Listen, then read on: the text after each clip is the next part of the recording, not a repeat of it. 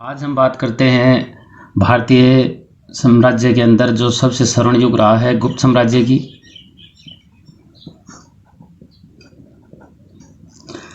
गुप्तों ने 240 ईस्वी से लेकर 550 ईस्वी तक शासन किया था। सर्वप्रथम के एम मुंशी ने गुप्त वंश को स्वर्ण युग कहा था। और अगर हम विदेशियों की बात करें तो बर्नेट नामक एक व्यक्ति हैं। बर्नेट ने कहा कि भारतीय इतिहास में गुप्त काल का वही स्थान है जो यूनानी इतिहास में किसका स्थान है? पेरिक्लीज युग का।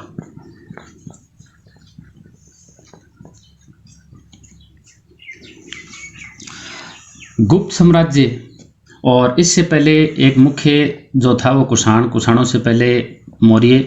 तो कुषाणों और गुप्तों के बीच में, यानी इनके कुषाणों के पतन और गुप्तों के उदय के बीच को अंधकार युग के नाम से जाना जाता है।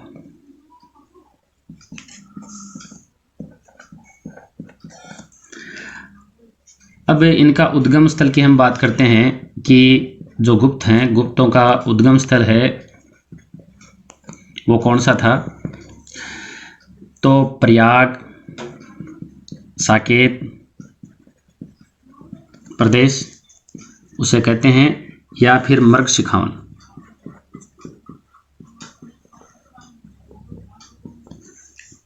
इनका उदय की हम बात करें तो यानी 240 का मतलब क्या होगा? तीसरी जो शताब्दी है, तीसरी शताब्दी के अंत में हम मान सकते हैं कि तीसरी शताब्दी के अंत में लगभग इनका उदय हुआ था। और इसी प्रकार के उद्गम की हम बात कर रहे हैं, उद्गम स्थल की, तो विष्णु पुराण, वायु पुराण और जो भागवत पुराण है, ये पुराणे कहती हैं कि जो आरंभिक गुप्त साम्राज्य था वो मगध एवं जो उत्तर पश्चिम बंगाल है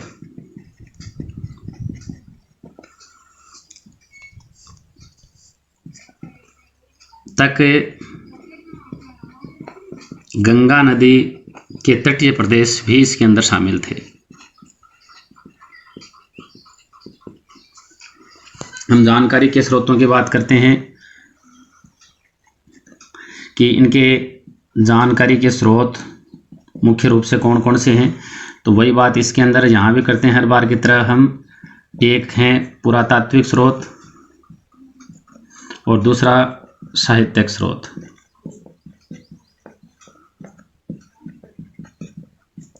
पुरातात्विक स्रोतों के अंदर विभिन्न प्रकार के अभिलेख महत्वपूर्ण भूमिका निभाते हैं, इसके साथ में इनकी मुद्राएं हैं। और साहित्यिक स्रोतों की अगर हम बात करें तो साहित्यिक स्रोतों में सबसे जो मुख्य है इस समय वो था पुराण, और पुराणों में भी सबसे मुख्य था भविष्योत्तर पुराण।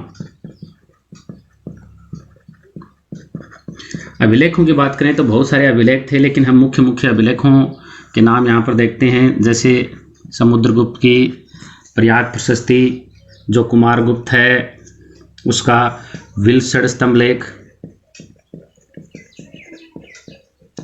स्कंदगुप्त का भीतरी स्तंभ लेख, और चंद्रगुप्त जो द्वितीय की पुत्री है प्रभावती गुप्ता,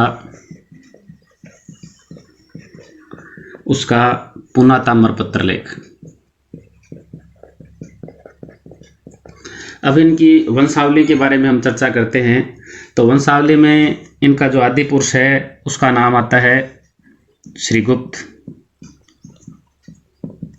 और इन्होंने 240 से 280 ईस्वी तक शासन किया था।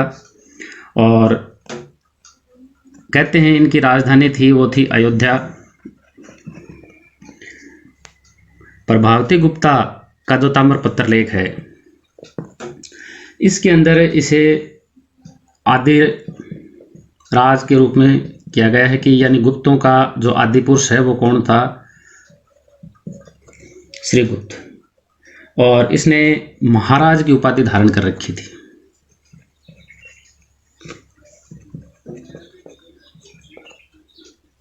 श्रीगुप्त स्वतंत्र शासक न होकर सिर्फ क्या था, एक सामंत था।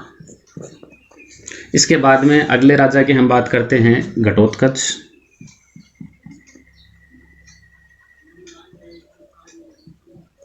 घटोत्कच ने इसके बाद में 280 से 319 ईस्वी तक शासन किया था।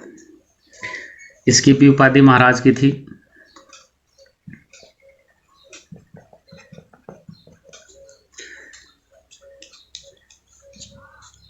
प्रभावती गुप्ता ने, जो प्रभावती गुप्ता का जो ताम्रपत्र लेख है, इसके अंदर और इसके जो रितपुर, प्रभावती गुप्ता के पूना एवं जो रितपुर के ताम्रपत्र लेख हैं, इसमें इसे गुप्त वंश का प्रथम राजा बताया गया है। प्रथम राजा बताया गया, ये इसका आदिपुरुष और ये क्या था, प्रथम राजा है। और इसका राज्य भी मगध के आसपास ही सीमित रहा। अब हम बात करते हैं अगले शासक की, चंद्रगुप्त प्रथम। इससे आगे 319 से 335 ईस्वी तक इनका शासन रहा। ये इसे गुप्त वंश का वास्तविक संस्थापक मानते हैं।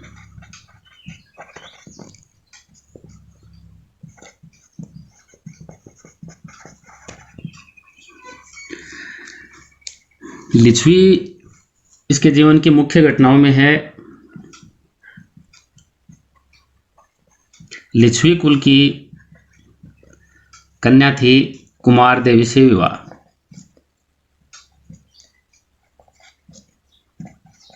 इसका जो पुत्र है समुद्रगुप्त, वो खुद को लिच्छवी दोहित्र कहलाना बहुत पसंद करता था।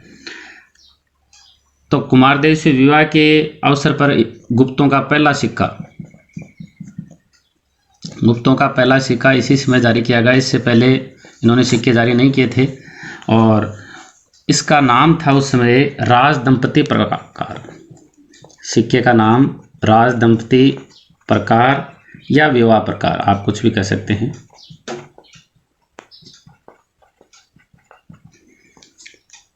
अगली इसकी दूसरी चीज की हम बात करें तो इसने महाराजाधिराज की उपाधि धारण कर रखी थी। महाराजाधिराज यानी राजाओं का राजा, और ये सर्वोच्च शासन की प्रतीक मानी जाती थी।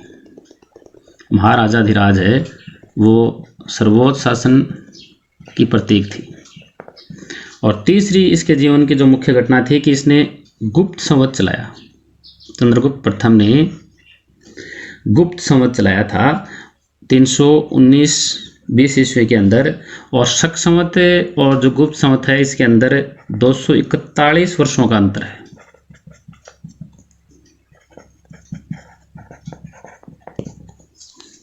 आगे हम इनके मुख्य सम्राट की बात करते हैं, समुद्रगुप्त। समुद्रगुप्त ने 335 यानी यहाँ 35 हो गया, 35 से 375 ईस्वी तक शासन किया था।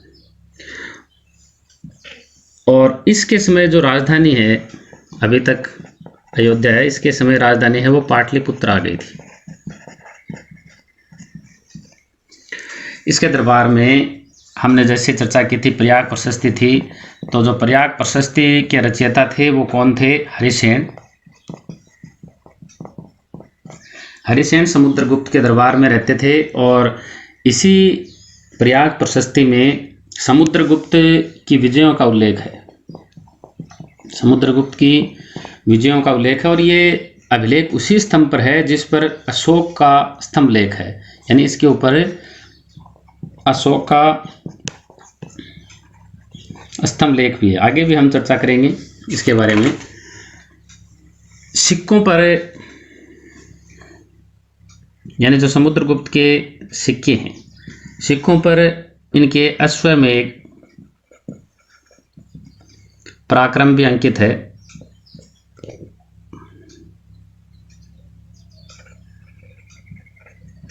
इसका मतलब इसने अश्वमेध यज्ञ संपन्न करवाया था। प्रयाग प्रशस्ति की हम चर्चा करते हैं अभी। ये जो प्रयाग प्रशस्ति है ये वर्तमान में कहाँ है? इलाहाबाद। यानी ये यूपी के इलाहाबाद में है इस समय। ये गुप्त काल का हम सबसे महत्वपूर्ण ऐतिहासिक स्रोत इसे मान सकते हैं। इसमें समुद्रगुप्त की जो विजय हैं, इसका राज्याभिषेक है और इसके व्यक्तित्व पर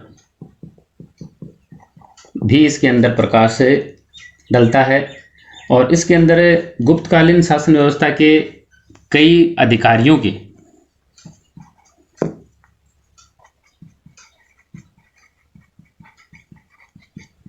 के पदों व उनके नामों का उल्लेख भी इसमें मिलता है। और इसकी जो भाषा है प्रयाग प्रशस्ति की, इसकी भाषा संस्कृत है और इसकी लिपि है वो है ब्राह्मी और चंपू शैली में है। ये चंपू का मतलब क्या है? गद्य और पद्य दोनों में है।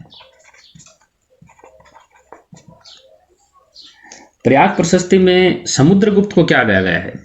इसको कविराज,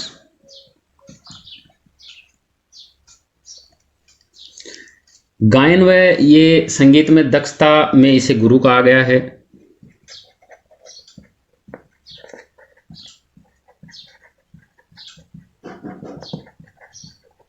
तुमरु व नारद को लज्जित करने वाला,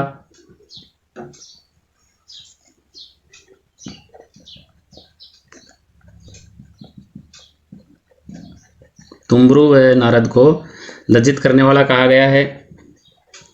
लाख गायों का दानी,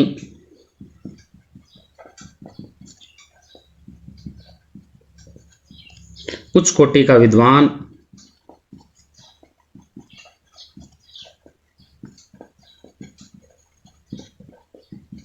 विद्या का संरक्षक एवं धर्म का प्राचीर कहा गया है। विद्या का संरक्षक और धर्म का प्राचीर कहा गया है। अकबर ने इसे कौशाम्बी से हटाकर, यानी इस समय तक ये कहाँ था? कौशाम्बी में। और कौशाम्बी से हटाकर इसने इसे कहाँ स्थापित कर दिया? इलाहाबाद यूपी में। इसके जो सिक्के हैं, अभी हम चर्चा कर रहे थे कि उसके अंदर अश्वमेघ पराक्रम और वीणा बजाते हुए, यानी दो चीज़ें हैं सिक्कों के ऊपर, अश्वमेघ पराक्रम और वीणा बजाते हुए। एक वीणा बजाते हुए और दूसरा क्या है? अश्वमेघ पराक्रम। तो ये हमें विशेषता बताते हैं इसकी कि समुद्रगुप्त विद्वान, संगीतज्ञ, गायन दानी, धर्मनिष्ठ, पराक्रमी, विनयशील और विजयकांक्षी आदि इनके व्यक्ति गुणों का हमें इसे पता चलता है। श्रीलंका का शासक इसके समय था मेघवर्मन ने कुछ उपहार भेजे इसे और बदले में गया के अंदर एक विहार श्रीलंका वासियों के रहने के लिए बनाने की अनुमति मांगी और उस विहार का नाम फिर बना महाबोधि संघारा। ये विहार बनाया गया। अगर हम समुद्रगुप्त के राज्य विस्तार की बात करें, राज्य विस्तार, समुद्रगुप्त का राज्य विस्तार कहाँ से कहाँ था? कश्मीर से पश्चिमी पंजाब, पश्चिमी राजपूताना, सिंध, गुजरात, इन जगहों को छोड़कर, यानी ये सभी चीजें नहीं थी, इनको छोड़कर संपूर्ण भारत पर उसका अधिकार था। यानी उसने कह सकते हैं कि संपूर्ण भारत को राजनीतिक एकता के सूत्र में उसने बांधा था।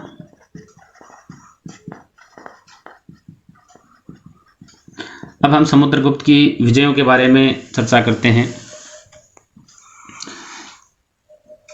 विजय, विंसेंट स्मिथ ने समुद्रगुप्त की बहादुरी और उसके युद्ध कौशल के कारण उसे क्या कहा? भारत का नेपोलियन। अब इनके युद्ध कौशल और बहादुरी की हम चर्चा करते हैं। इसका जो हरिसेन था, प्रयाग प्रशस्ति का जो रचयिता, वो कवि होने के साथ साथ महासंधि विग्राहक भी था।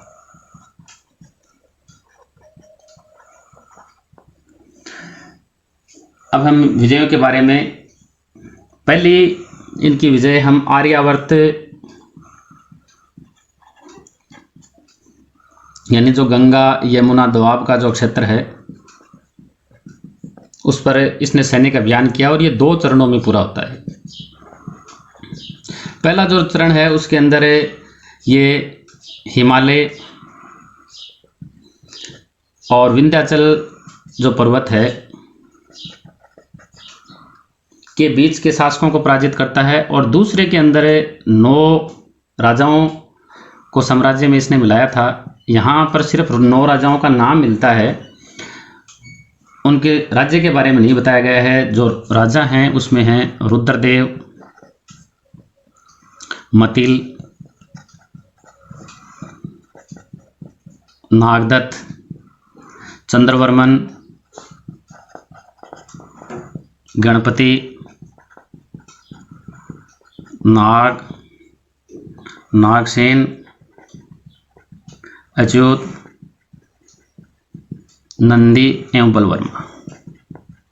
ये इस प्रकार से 9 सिर्फ राजाओं का उल्लेख है, और इनको इसने राजपर्शभोधरण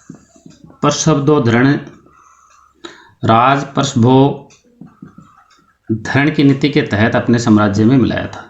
राजपर्शभोधरण क्या है कि बलपूर्वक जीतकर, यानी इसे इसने बलपूर्वक जीता और फिर अपने राज्य में मिला लिया।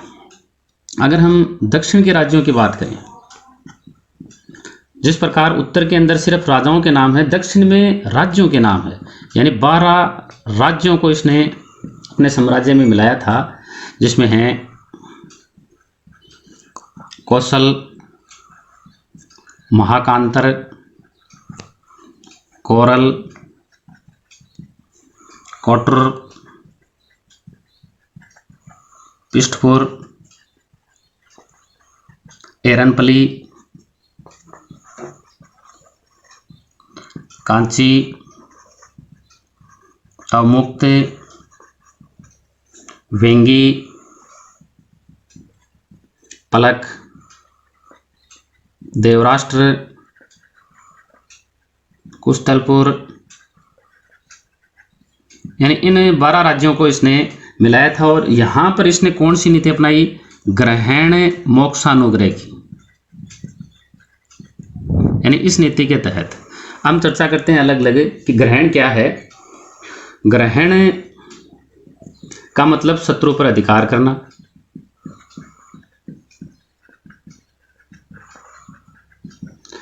मोक्ष का मतलब शत्रु को मुक्त कर देना, अनुग्रह का मतलब राज्य को लौटा देना।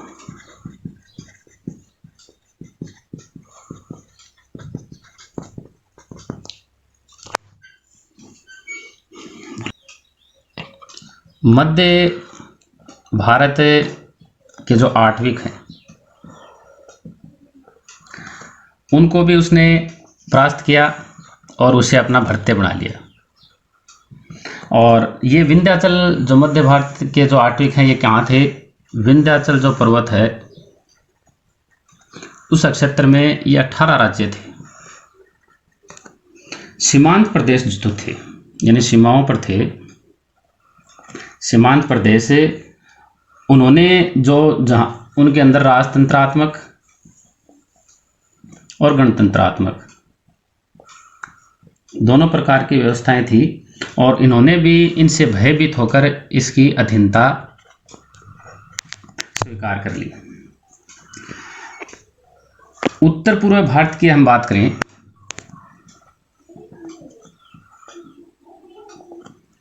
उत्तर पूर्व भारत के अंदर समतट, डवाक, कामरूप, नेपाल, कर्तपुर। अब हम बात करते हैं कि यानी इन्होंने भी, इसमें देखो जो समतट है, समतट है वो कहाँ था? बंगाल के अंदर, और इसकी राजधानी थी कर्मांत। हम ड्वाक की बात करें तो ये असम में है, और इसकी राजधानी कहाँ थी? नया गांव। कामरूप है यहाँ पर, इसके असम में है, और इसके राजा का नाम बताया गया है इस समय, वो था पुष्यवर्धन। नेपाल के समय उस समय राजा था जयदेव प्रथम। और कर्तपुर था कौन सा क्षेत्र? यानी जो कुमायूं, गढ़वाल और रुहेलखंड का जो क्षेत्र है, यह क्षेत्र किस में आता है? कर्तपुर। इन्होंने भी इसकी अधीनता स्वीकार कर ली। अगर हम पश्चिमी भारत की बात करें, पश्चिमी भारत के 9 गणतंत्र थे इस समय, जिसमें आभीर, अर्जुनायन, मालव, योद्धे, मद्रक, प्रार्जुन, सनकानिक, काक व खरपरिक।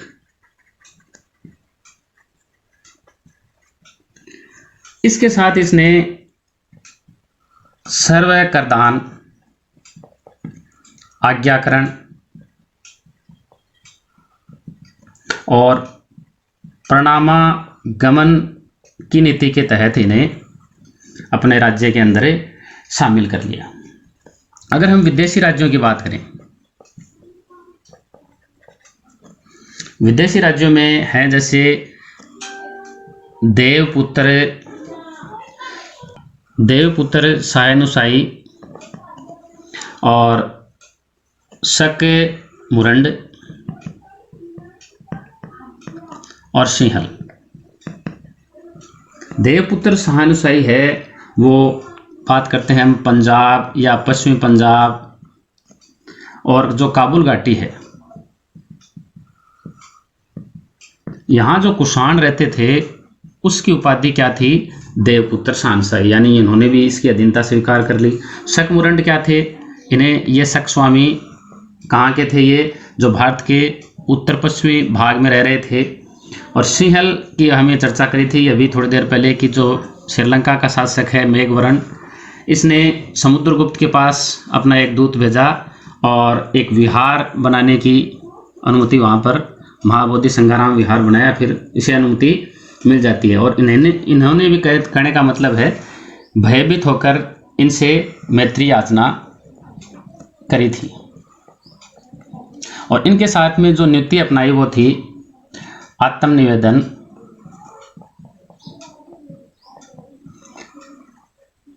कन्योपायन और गुरुत्मंदगित सविषय भुक्ति शासन याचना। आत्मनिवेदन का मतलब है इन्होंने आत्मसमर्पण कर दिया। कन्यापायन का मतलब अपनी पुत्री और कुछ उपहार इन्हें देकर संतुष्ट कर दिया। और तीसरे का मतलब है कि अपने राज्य के लिए इनसे प्रार्थना करना। तो इस प्रकार की नीति का अनुसरण किया। इलाहाबाद जो स्तंभ लेख है, इसमें से धर्म प्रचार बंधु की उपाधि भी है किसकी? समुद्रगुप्त की। समुद्रगुप्त के आगे के शासकों के बारे में अपन अगले वीडियो में अध्ययन करेंगे। धन्यवाद।